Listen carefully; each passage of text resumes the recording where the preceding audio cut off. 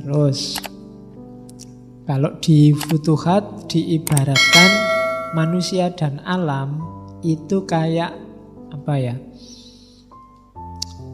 Alam ini kayak harta bendanya Allah. Manusia ini kayak segelnya, kayak gemboknya atau stempelnya lah kalau hari ini. Jadi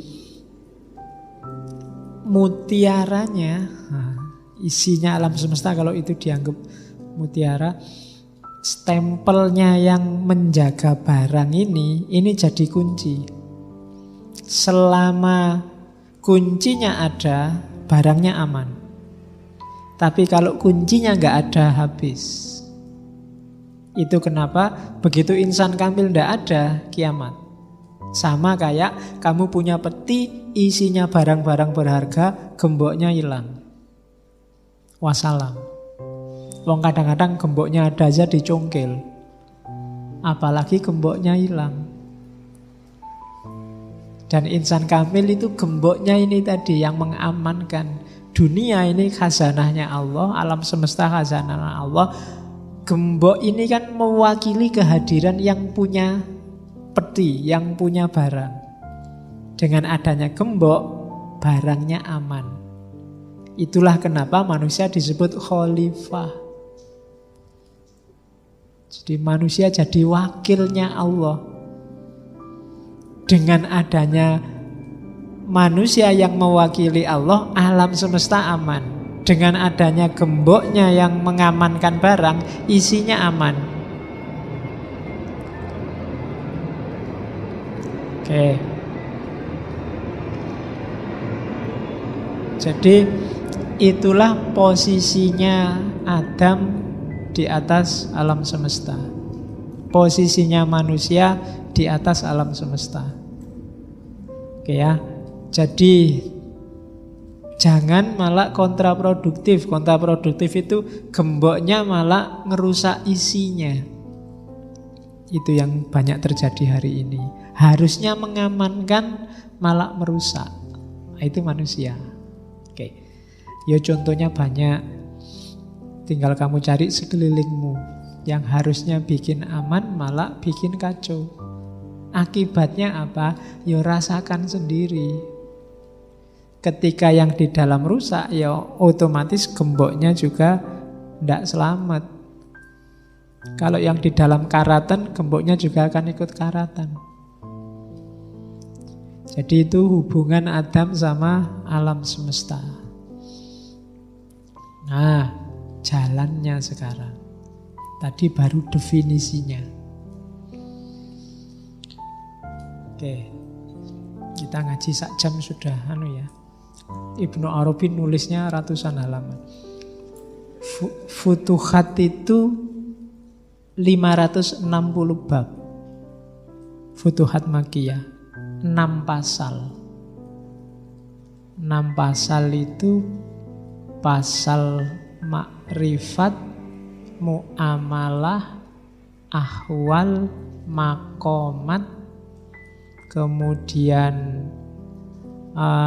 munazalah, kemudian manzilah 6. Manazil, munazalah ya 6. Jadi itu futuhat 6 pasal. Ngapal ke pasalnya gampang cuma 6. Kamu ngapal ke babnya 560. Itu pening. Nanti kita cuplik satu bab di bagian akhir tentang karakter wali. Jadi insan kamil ini kita bisa nyampe ke makom insan kamil jalurnya 2. Yang pertama adalah izin Allah, pertolongan Allah. Yang kedua, usaha kita sendiri. Jadi kamu nyampe makom insan kamil itu bisa anugerah dari Allah. Bisa kamu upayakan sendiri step by step. Kalau sufi ada ahwal, ada makom-makom. Biasanya 2 hal ini simultan.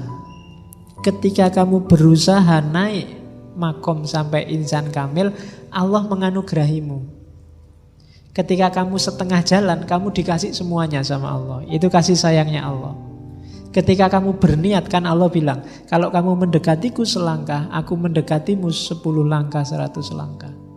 Jadi ini biasanya simultan. Meskipun ada orang tertentu yang dia belum mendekat, Allah sudah datang. Tapi itu saya sering bilang, itu kudratullah, bukan sunatullah. Tidak bisa dijadikan rumus. Kamu nggak bisa, saya tenang aja Pak, malas sholat, malas puasa, enggak apa-apa. Kalau Allah mau kan tiba-tiba Allah nanti datang. Enggak bisa, itu enggak bisa dijadikan rumus. Rumusnya tetap kalau kamu berusaha, berdoa, mujahadah, nanti Allah memenuhi keinginanmu. Itu rumusnya. Sama kayak kamu, kalau kamu loncat dari lantai 30, kamu pasti tewas. Itu rumusnya. Bahwa bisa kamu loncat dari lantai 30 tidak tewas, mungkin, tapi tidak bisa dijadikan pedoman. Itu hidup itu harus ngerti mana yang rumus, mana yang sunatullah, mana yang kalau sudah mentok satu-satunya yang diharapkan hanya Allah. Kalau dilalah kamu terpaksa kok jatuh dari lantai 30 bukan keinginanmu, tinggal kamu berdoa semoga Allah intervensi. Kan begitu. Tapi nggak boleh sejak awal kamu, kalau nggak mati ya nggak mati aja, terus kamu loncat. Karena rumus dasarnya kamu pasti mati. Jadi caranya begitu. Apakah hidup ini qadariyah apa jabariyah? Ya diawali dari qadariyah, rumus-rumus. Nanti Allah yang menentukan, ya monggo. Itu sudah haknya Allah. Nah, insan kamil ini ya kamu harus berusaha mewujudkan ideal-ideal tadi di atas, takholak bi ahlakillah dan seterusnya. Nah, biasanya step-stepnya itu. Jadi yang pertama, ini yang saya bilang saya harus ngadep ke sana karena enggak bawa kacamata. Oke, yang pertama levelnya adalah enggak usah fana fil mukhalafat. Memfanakan dosa. Itu level pertama. Tidak melakukan dosa, paling tidak secara sengaja. Kalau kamu, itu step paling rendah. Ya, step paling bawah. Ya, untuk menuju insan kamil. Yang kedua, fana fi af'alil ibad. Fana fi af'alil ibad ini tidak lagi bergantung pada af'alnya hamba. Jadi sirna yang kedua, tidak merasa kamu sukses, kamu enak, kamu jaya itu karena dirimu. Kamu tidak lagi mengandalkan amal. Satu-satunya yang kamu andalkan hanya Allah. Itu step kedua. Jadi kamu tidak menganggap kalau saya minum mesti hausnya hilang. Ini namanya mengandalkan amal, nggak boleh. Belum fana berarti, belum naik ke level kedua. Kalau level kedua, iya saya minum, urusan hausku hilang apa enggak, ya Allah yang ngatur. Nah, itu fana fi af'alil ibad.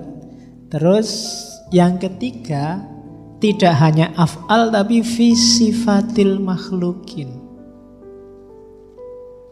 Karakter-karakter manusia, membebaskan diri dari jeratan karakter manusia yang sifatnya duniawi.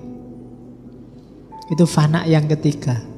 Sudah tidak butuh lagi pujian, sudah tidak butuh lagi kejayaan, tidak butuh lagi kesuksesan. Yang ada di pikiran hanya Allah saja. Itu makom ketiga. Makom yang keempat, fana angkulizat. Kalau ini sudah nyampe di level kesadaran, jangankan sifat, jangankan af'al, aku sendiri juga ndak ada. Kamu ngomong, apa sih Pak saya itu ndak penting sama sekali. Itu belum paling rendah. Karena masih ada akunya, meskipun kamu anggap dirimu ndak penting. Jadi lebih rendah dari itu adalah saya itu sebenarnya nggak ada ya. Non-existent. Yang ada kan cuma Allah. Jadi keberadaanku kayak teh ini. Awalnya ndak ada, dibikin sama takmir terus ada, terus diminum ndak ada lagi. Dirimu juga begitu. Ndak usah gaya-gaya, sejago-jagomu paling sekitar 80-90 kamu sudah jadi tinggal baunya saja. Wong awalnya memang ndak ada. Itu makom yang ke selanjutnya. Terus yang selanjutnya levelnya lebih tinggi lagi, bahkan semua ini ndak ada, ndak cuma dirimu. Alam semesta juga ndak ada. Jangan-jangan semua ilusi katanya Ghazali. Yang kamu lihat seolah-olah ada, itu ndak ada. Jangan-jangan ini semua mimpi katanya Descartes. Kamu mimpi itu kan seolah-olah kayak beneran. Jangan-jangan ngaji ini cuma mimpi, begitu bangun, yalah mimpi serius amat. Kan bisa kayak gitu. Kan katanya Ghazali, siapa tahu besok ketika kita sudah meninggal, terus masuk ke alam barzah, kita baru sadar, yalah ternyata dunia kemarin itu tidak penting sama sekali. Sama kayak kamu ketika masuk ke alam dunia, kamu anggap alam rahim itu kan, Allah itu cuma menjaga biar tetap hidup aja, tidak penting. Lebih penting alam dunia ini. Mungkin besok kamu masuk alam barzah juga begitu. Alah kalau cuma kayak gitu ngapain kemarin dadak tawuran, dadak nangis-nangis, dadak. Mungkin kamu begitu besok di alam barzah. Ya nanti kita ketemu di sana ya. Nanti kita ngobrol lagi. Kita bikin ngaji filsafat cabang sana ya. Oke. Terus yang paling tinggi adalah fana angkuli ma siwallah. Sudah hilang kalau itu.